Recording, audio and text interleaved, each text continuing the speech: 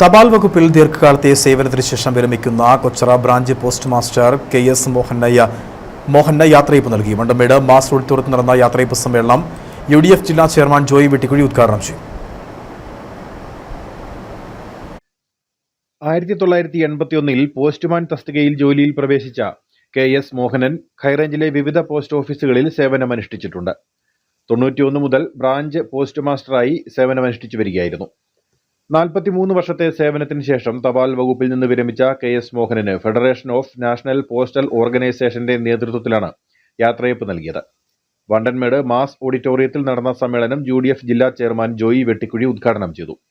നാളുകളിൽ കൊച്ചറയിലും വണ്ടൻമേട്ടിലുമൊക്കെ Indian national കോൺഗ്രസിന്റെ പ്രവർത്തനവുമായി മുമ്പോട്ട് പോകുമ്പോൾ അദ്ദേഹത്തിന്റെ സജീവമായ സാന്നിധ്യവും സഹകരണവും നേതൃത്വവുമെല്ലാം ഉണ്ടാകും എന്നുള്ളത് ഒരു വളരെ സന്തോഷകരമായ കാര്യമാണ്.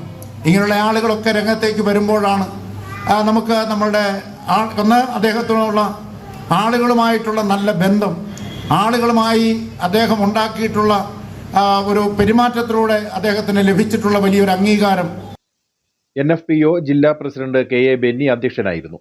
വണ്ടൻമേട് ഗ്രാമപഞ്ചായത്ത് president Suresh Manankeri, George Kutty Jose, Raju Baby, KC Biju, B Vijayakumar, Jose Madappally, CM Balakrishnan, GP Rajan, Mini Prince, Saji Joseph, Moncy Madathil, Shaji Thathampallil, PS Sophimol തുടങ്ങിയവർ സംസാരിച്ചു.